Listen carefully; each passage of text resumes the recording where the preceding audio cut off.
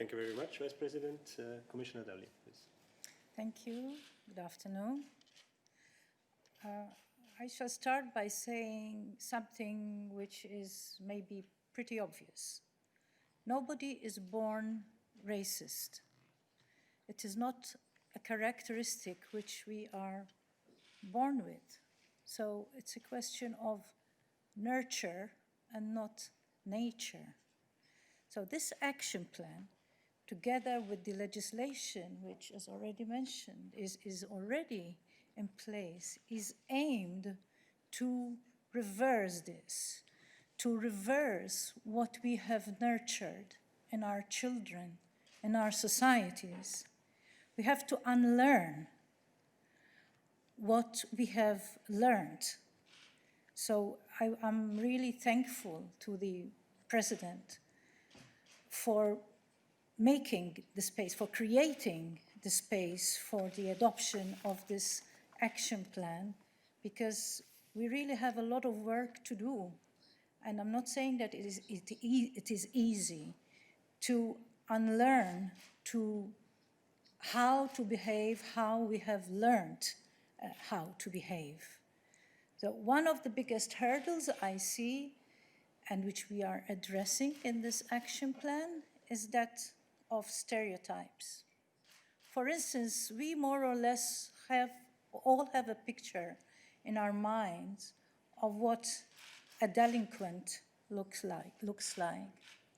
But if you are a police officer, then this will create problems for others, as we have seen. Perception becomes reality because we act upon that perception.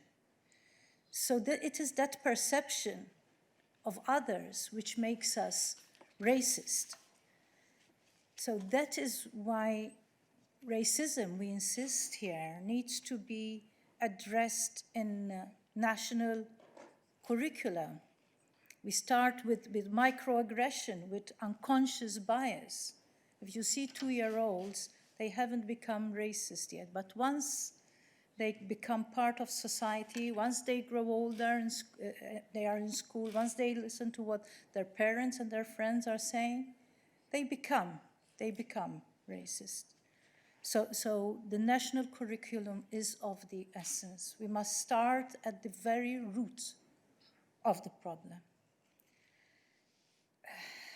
I can say that concerns shared by European citizens, as represented by civil society and by MEPs, are reflected in this action plan. So we were very close, we were very connected to European Union societies when we were compiling this action plan, because it is about our citizens. So we listened to our citizens, and this is representative, this action plan, of what we learned from them. And this is an anti-racist plan, action plan. And I stress the word anti-racist, and it's in the title, EU Anti-Racism Plan, because saying that we are not racist is not enough.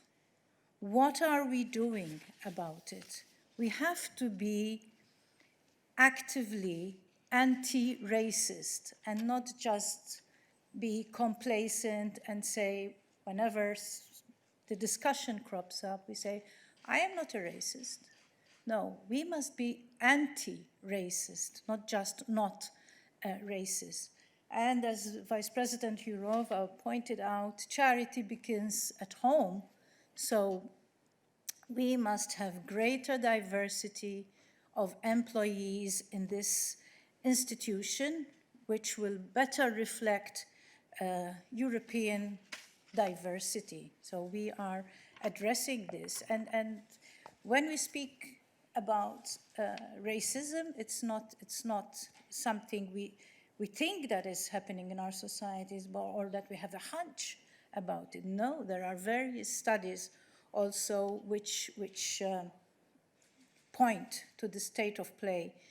And in fact, as the Fundamental Rights Agency surveys show us, major discrepancies on grounds of racial and ethnic origin persist in the European Union, with racial and ethnic minorities reporting high levels of discrimination. And I would say again, this despite the good legislation that we have already in place.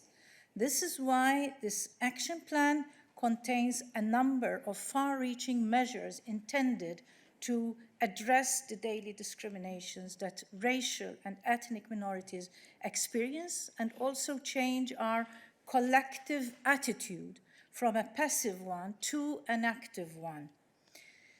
So we need to collectively become anti-racist. We need a societal shift.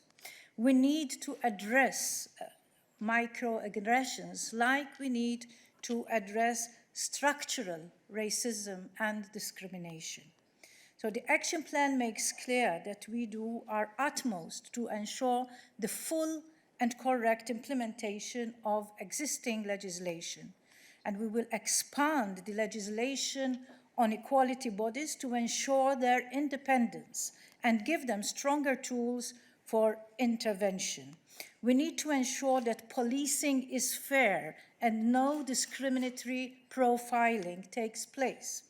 We also need to address underreporting of hate incidents and address security gaps. We will tackle the challenges posed by new technologies, such as those relative to artificial intelligence. We will also intervene in the different spheres of life, whether it is employment, education, health, housing, whatever. So in order to challenge structural racism and do our utmost to eliminate it, we will combat stereotypes and raise awareness about history. We will continue to gather data on the experience of discrimination on the grounds of racial and ethnic origin and expand our research base as necessary. We will support action at the national, regional, and local level. National action plans tackling racism and xenophobia are of the essence. I will therefore work with all member states to ensure that they all have one, that they all have an action plan. We will also support cities and municipalities and will launch an annual designation of European Capital of Inclusion and Diversity. We have set up a task force for equality to mainstream equality across all of the European Commission's outputs.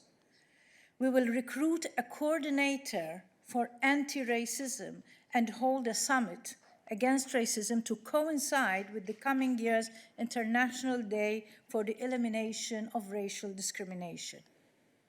We are, as I already mentioned, we are also taking an introspective look within the Commission services, and we will be working to ensure that our staff is reflective of society in its diversity. We will therefore introduce positive action measures to address current gaps. These are only some of the key measures contained in the action plan to deliver on our promise to leave no one behind. I thank you. Thank you very